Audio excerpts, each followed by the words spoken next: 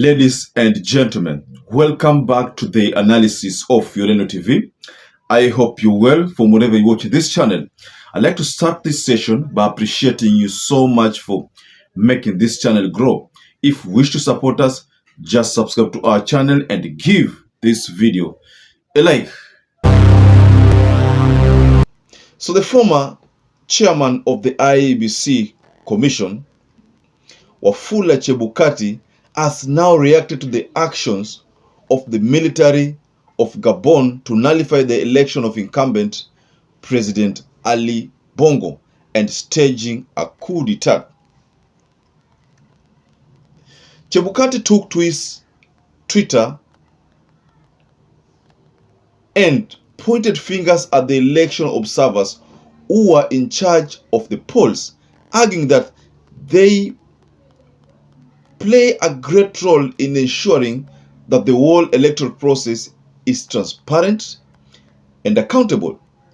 So he went further to blame exclusion of election observers from participating in the electoral process as one of the main causes of military coups not only in Gabon but other parts of Africa. So this is what Chebukati posted in his Twitter handle.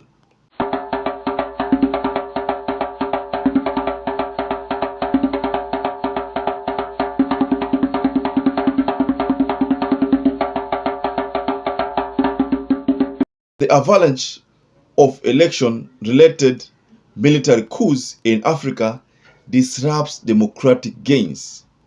In most of these elections, observers were excluded from the electoral process. Election observers are necessary as they contribute towards transparency and accountability of an election outcome. That is what Chebukati shared. I think Chebukati was merely trying to respond to the crisis in Gabon right now, because the crisis in Gabon is as a result of a military that decided to oust Ali Bongo, the president there, because it is alleged that Ali Bongo has been involved in numerous corruption cases, and also there's a time there it's alleged that he had to import snow, import snow into the country so that his family can have that Christmas that is snowy. That was a very funny thing, by the way. Spending money to just import snow ili familia experience ile snowy kind of season, and that was one of the corruptions ambazo Ali Bongo aliekelewa. So Chebukati is attempting to advise these countries, that because they don't include observers, that's why you find that there are coups and the like. So Kenyans have not taken what Chebukati has said lightly. As usual, Kenyans huwa mweki Chebukati hata kidogo. Whenever he comes out to comment about anything, anajibiwaga saa hiyo. So there's a Twitter handle by the name Local Chief who said, "Sit down, my Chebukati. You hold no moral obligation to lecture anyone about democracy, elections, nor observers. It is even beyond baffling that you have the guts to show your face in public." That is the first thing that Chebukati was told. Another Twitter handle by the name Zasa said, "How about Zimbabwe that had observers but rigged the elections in broad daylight? Democracy is a fallacy in Africa. Sit down, sir." And then there's another one by the name Isaac Odi who said, "Mr. Chebukati, I think it's time you take your retirement bed and keep mum of all election matters. You belong to jail for diverting the people's will in the last election. Shame." That is how he concluded.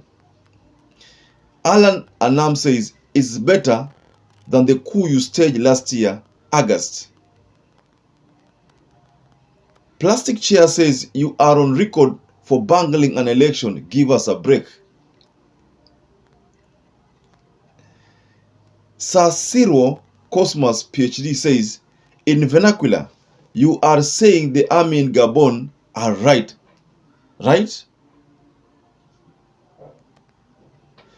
I think what Chebukati has sought to say, and I agree with one of the Twitter handlers who says that you are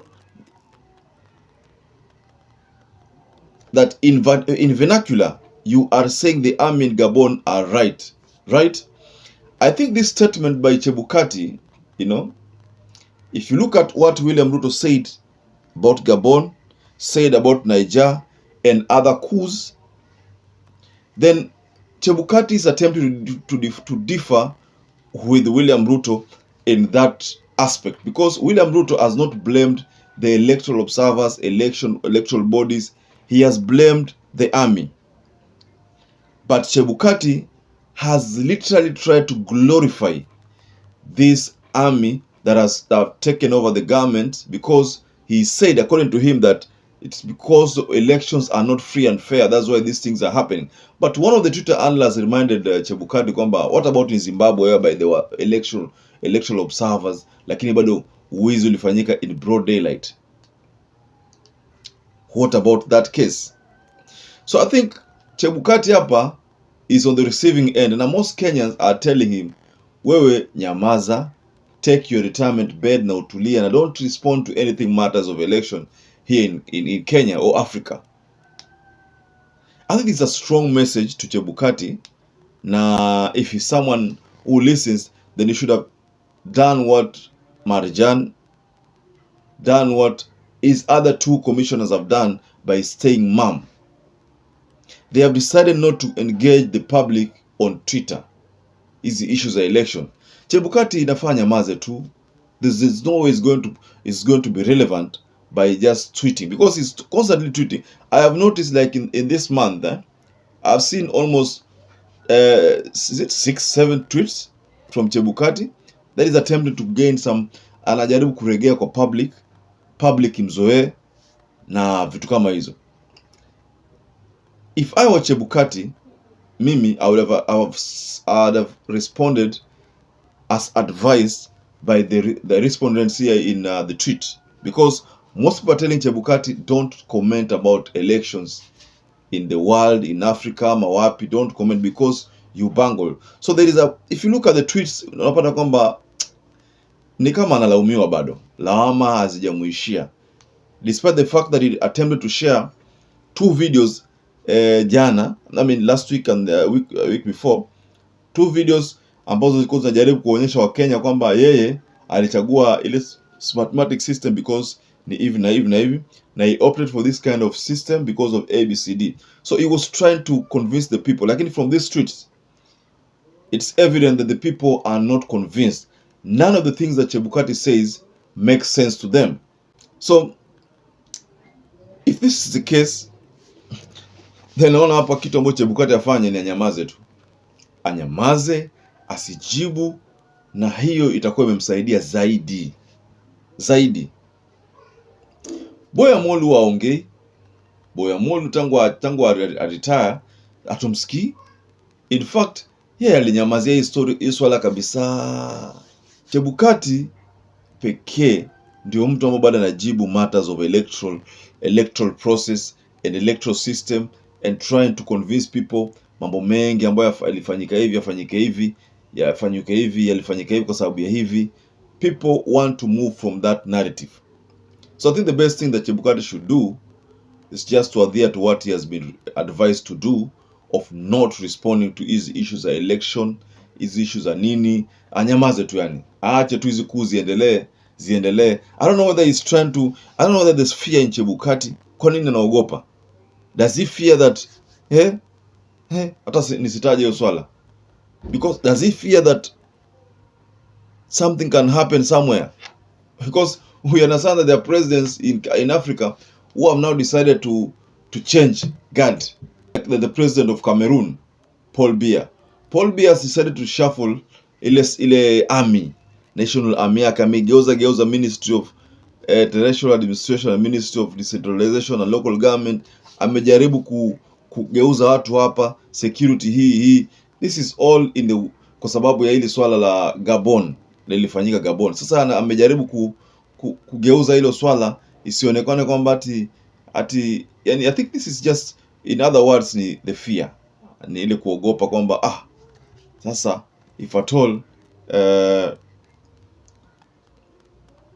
kama Gabon imefanyika hivi na ijaye ikafanyika vile, what happens? What should I do? I should reshuffle my government ndio nisipatikane kwa mambo kama haya. So I think this is what the president of Gabon is that's the message. Yeah? The message out there.